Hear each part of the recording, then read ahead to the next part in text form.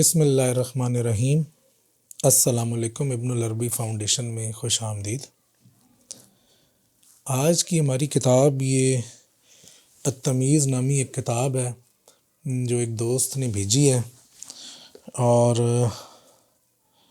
فرید بک stall نے شائع کیا ہے۔ مصنف کا نام ہے علامہ عبدالعزیز پرہاروی یا پڑھاڑوی۔ ان کا سن وفات ہے 1239 ہجری۔ مترجم ہے ابو محمد عبد الواحد کبیری مدنی۔ تو یہ کتاب انہوں نے مجھے بھیجی، میں لاہور میں تھا تو مجھے فون پہ انہوں نے کہا کہ جی آپ اپنا ایڈریس وغیرہ دیں، میں نے کوئی کتاب بھیجنی ہے۔ تو واپس آیا تو یہ کتاب بھی آ چکی تھی۔ تو کتاب آئی، میں نے شیئر کی، میں نے کہا جی ایک بھائی نے بھیجی ہے، مجھے تو نام بھی ان کا یاد نہیں تھا کہ کس نے بھیجی ہے۔ تو میں نے جب اس کی وہ پوسٹ لگائی تو وہ محمد قاسم چشتی صاحب ہیں، تو کہتے ہیں جی ماشاءاللہ مل گئی، دیکھ کر خوشی ہوئی۔ تو انہوں نے کامنٹ کیا، میں نے بھجوائی تھی اور مترجم محترم ابو محمد عبد الواحد کبیری مدنی نے ملتان سے بھیجی ہے۔ اس کتاب میں شیخ اکبر کے کافی حوالے ہیں، امید ہے کہ آپ ریویو فرمائیں گے۔ یہ عبقری بزرگ ہیں، حنفی ہیں، چشتی نظامی سلسلے کے، مگر ہمارے صوفی لوگوں کی جانب سے توجہ نہ دینے کی وجہ سے غیر لوگ ان کو اپنے دائرے میں گھسیٹ رہے ہیں۔ یہ ابتدائی کوشش ہے، آگے بھی انشاءاللہ حضرت علامہ عبدالعزیز پرہاروی یا پڑھاڑوی رحمۃ اللہ علیہ کی تالیفات کو سامنے لایا جائے گا۔ تو یہ کتاب انہوں نے بھیجی اور انہوں نے یہ نیچے جناب خورشید احمد سعیدی اسلامک یونیورسٹی کے شاہد ہیں، ان کا ایک تبصرہ بھی نیچے لکھ دیا کہ جو ان کو جب یہ بھیجی تو انہوں نے کیا تبصرہ کیا ہے۔ تو میں ان کے تبصرے میں سے کتاب کے ابواب اور عنوانات کو پڑھ دیتا ہوں تاکہ آپ کو پتہ چلے کہ کتاب میں کیا ہے۔ اچھا، وہ لکھتے ہیں التمیز نام کی یہ کتاب عمدۃ المتکلمین حضرت علامہ عبدالعزیز پرہاروی رحمہ اللہ کی ہے۔ اس کے 208 صفحات ہیں۔ اسے فرید بک سٹال اردو بازار لاہور نے 1443 بامہ جولائی 2022 شائع کیا ہے۔ کتاب کے ابواب اور عنوانات، فہرست عنوانات صفحہ نمبر 3 سے 10 ہے کچھ اس کتاب کے بارے میں۔ اس کے علاوہ مقدمہ ہے، پھر باب اول ہے علم الہیات، باب ثانی ہے علم طبیعیات، باب ثالث ہے علم الافلاک، باب رابع ہے علم النجوم، باب خامس ہے علم الطب، خاتمہ ہے فی الوصایا، اور آخر میں ماخذ اور مراجع ہیں۔ تو یہ اس کتاب کا جو ہے ایک مختصر سا تعارف ہے ابواب کا۔ تو باقی مجھے تو انہوں نے اس وجہ سے بھیجی کہ جی یہ اس میں شیخ کے کافی حوالے ہیں، تو آپ اس کو دیکھیں اور اس پہ کچھ کلام فرمائیں کہ کیا ہے، نہیں ہے، یہ صحیح ہے، یہ جو بھی ہے۔ لیکن کتاب کا جو خطبہ ہے میں سمجھتا ہوں وہ بڑا اہم ہے۔ تو یہ مؤلف جو ہیں لکھتے ہیں، بڑا مطلب دو ٹوک بات انہوں نے کی، لکھتے ہیں میں رسول اور قرآن کی حفاظت اور یونان کے فلسفے سے برات چاہتا ہوں۔ گواہی دیتا ہوں کہ اللہ کے سوا کوئی معبود نہیں، صادق و مصدوق اس کے رسول و مصطفیٰ صلی اللہ علیہ وسلم پر اور ان کی چنی ہوئی آل، علماء، حکماء اور افاء اور صحابہ پر رحمت نازل ہو۔ حمد و صلوات کے بعد عرض ہے کہ اللہ تعالیٰ نے ہمیں حکم دیا کہ ہم شریعت کی اتباع کریں، اور جو بطلموس، ارمتالیس، دیموکراتیس، مطلب یہ ان کے یونانی کوئی ہیں جو بھی فلاسفہ کے نام ہیں، کی طرف منسوب ہے، اس کی اتباع نہ کرے۔ پھر اس نے ہمیں ان کے علوم میں مبتلا کر دیا، اور ان علوم سے حفاظت اسی کے دست قدرت میں ہے تاکہ واضح ہو جائے کہ کون رسول اللہ صلی اللہ علیہ وسلم کی اتباع کرتا ہے اور کون اپنی ایڑیوں کے بل پلٹ جاتا ہے۔ ہم اس کی تعریف کرتے ہیں کہ اس نے ہمیں اپنی خاص ہدایت کے ذریعے سنت کی راہ پر چلایا، اگر وہ ہمیں ہدایت نہ دیتا تو ہم بھی ہدایت نہ پاتے، کیونکہ کثیر لوگ اس درست راستے سے گمراہ ہو گئے اور انہوں نے مردود شیطان کی اتباع کی۔ آگے فرماتے ہیں ان ملحدین میں سے بعض نے فلسفہ کے اصولوں کو تھام لیا، اس کے ذریعے قرآن و سنت پر اعتراض کرنے لگے، جبکہ حکمائے اسلام نصوص کی تعویل کرنے لگے، کیونکہ وہ حق منصوص سے منہ موڑ کر ان کے باطل کی طرف مائل ہوئے، اور مسلمان علماء کی طرف سے متعصبین نے ان کا معارضہ کیا تو فلاسفہ کے ان مسائل کا بھی انکار کر دیا جو یقینی دلائل سے ثابت ہیں۔ لہٰذا میں نے اس رسالے کو تالیف کیا تاکہ ملحدین کا رد کیا جائے، فلاسفہ کی خطا اور درستی کو علیحدہ کیا جائے۔ اسی وجہ سے میں نے اس کا نام التمیز رکھا ہے۔ میں اللہ کی حفاظت کا طالب ہوں۔ یہ رسالہ ایک مقدمہ اور چند ابواب پر مشتمل ہے، اور مقدمہ چند فوائد ضروریہ پر ہے۔ تو مطلب اس چھوٹے سے ایک صفحے کے پیراگراف میں انہوں نے پورا بتا دیا کہ ایک تو یہ کہ وہ جو ہیں فلاسفہ کی اتباع نہیں کرتے، وہ قرآن و سنت کی ہی متبع ہیں، اور دوسرا یہ کہ فلاسفہ میں سے جو بات وہ ٹھیک ہے اس کو مانیں گے، جو بات غلط ہے اس کا رد کریں گے، نہ وہ مطلقاً فلسفے کا رد کرتے ہیں، نہ مطلقاً فلسفے کا اقرار کرتے ہیں۔ تو میں سمجھتا ہوں کہ یہ ایک بڑا ایک اچھا منہج ہے جو کہ اس چھوٹے سے خطبے میں انہوں نے بتا دیا۔ پھر اس کے بعد ہم دیکھتے ہیں کہ پہلا باب جو ہے وہ علم فلسفہ پہ ہی شروع ہو رہا ہے۔ پہلے فلسفے کے والے سے کافی لمبی ہے، پھر علم الہیات ہے جس میں اسماء الہیہ کی بحث ہے، ارادہ الہیہ کی بات ہے، ملائکہ کی حقیقت کی بات ہے، جنات کی حقیقت کی بات ہے، ارواح کی حقیقت کی بات ہے، پھر عالم مثال کا ثبوت ہے، پھر مثل الافلاطونیہ کی تائید ہے، پھر نبوت کی حقیقت، حضرت لقمان، مطلب یہ چل رہی ہیں ساری چیزیں۔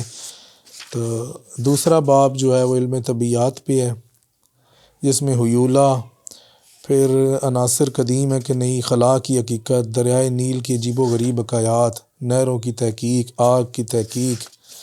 تو بیچ میں جو ہیں وہ شیخ اکبر کے حوالے بھی ہیں، باقی احادیث بھی کثرت سے ہیں، اور احادیث میں سے ضعیف بھی ہیں، صحیح بھی ہیں، اور مطلب ہر طرح کی ہیں۔ پھر اس کے بعد یہ اپنی رائے دیتے ہیں کہ جی دیکھیں آثار میں، احادیث میں یہ باتیں آئی ہیں، پھر فلاسفہ یہ کہتے ہیں، میرے نزدیک اس طرح سے بھی بات ہے، مطلب عقلی طور پہ اس کو میچ کرنے کی کوشش کرتے ہیں۔ اب یہ دیکھیں کہ یہ صفحہ نمبر 72 پہ ہے، زمین کب اور کیسے بنی۔ تو یہ پورا ایک ابن عباس سے روایت کر کے پوری مطلب اس میں بتائی گئی یہ بات۔ پھر زمین کا کروی ہونا مطلب گول ہونا، زمینوں کی تعداد، طبقات زمین کے بارے میں وارد احادیث، تو پہاڑوں کی حقیقت، زلزلے کی حقیقت۔ تو یہ ساری چیزیں آپ یہ سمجھ لیں کہ آج سے کچھ تقریباً 150-200 سال پہلے کی جو سائنس تھی، اس دور میں جو فلسفیانہ طور پہ چیزوں کو دیکھا جاتا تھا، تو وہ آج کی جدید سائنس سے ہٹ کے پرانے دور میں جو لوگ جس طرح سے سائنس کو دیکھتے تھے، فلسفہ، چونکہ وہ سائنس اس وقت علم فلسفہ ہی تھی، تو فلسفے کا اور شریعت اور نبوت مطلب یہ دین کا جو ایک امتزاج ہوتا تھا، تو کس طرح سے لوگ ایک بات کرتے تھے، پھر دوسری بات، پھر عقلی دلائل، پھر نقلی، مطلب یہ ساری چیزیں۔ تو آپ اس کو ایک سائنس کی کتاب بھی کہہ سکتے ہیں، اور اس میں ان تمام احادیث کا میں سمجھتا ہوں احاطہ کر لیا گیا ہے کہ جو انہی موضوعات سے مناسبت رکھتی ہیں، جس طرح بھی آسمانوں کی تعداد ہے، فلک اور سما کا مدلول کہ فلک کسے کہتے ہیں، سما کسے کہتے ہیں، آسمان حرکت کرتے ہیں یا نہیں کرتے، آسمان کس چیز سے بنے ہیں، آسمانوں کا فاصلہ کتنا ہے، یہ آج کی سائنس کے حوالے سے نہیں ہے، یہ اس دور کی پرانے فلسفہ کی سائنس کے حوالے سے اس میں باتیں کی گئی ہیں۔ یا پھر مسلمانوں کے اقوال ہیں، خاص طور پر شیخ اکبر کی بھی کچھ چند اقوال انہوں نے فتوحات میں سے دیے گئے ہیں۔ پھر کچھ حدیث لے کے آئے ہیں، کہتے ہیں یہ فلسفہ کی تائید میں ہیں، کچھ دوسری لے کے آئے ہیں کہ جو تائید میں نہیں ہے۔ تو یہ اسی طرح سے ہے کتاب۔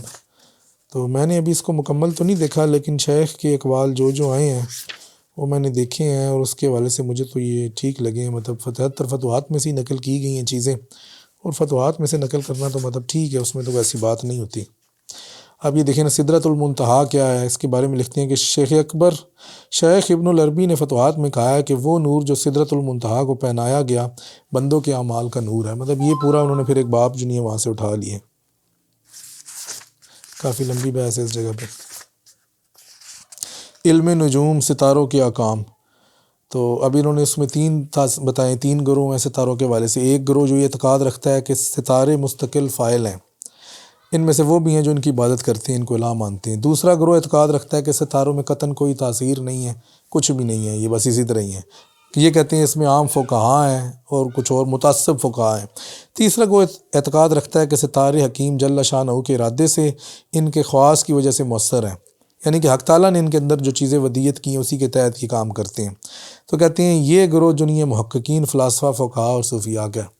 اس طرح کر کے مطلب انہوں نے پھر تفصیل پہلے گروہ کی مؤید حدیثیں، دوسرے گروہ کی، تیسرے گروہ کی، یہ تفصیل سے انہوں نے بتائی ہے۔ پھر اب یہ شیخ اکبر کا ایک حوالہ ہے فتوحات مکیہ کے باب نمبر 295 میں فرمایا کہ اللہ عز و جل نے کواکب کے خزائن میں وہ علوم ودیت رکھے ہیں کہ عالم عنصری میں ان کا کوئی پتہ نہیں، وہ الہی اسرار ہیں، اللہ نے ان کے لیے قوم کو بنایا جو ان کی حقیقت کو جانتے ہیں مگر یقینی طور پر نہیں بلکہ اندازے سے یا اعلیٰ تقریب یا بس قریبی جانتے ہیں۔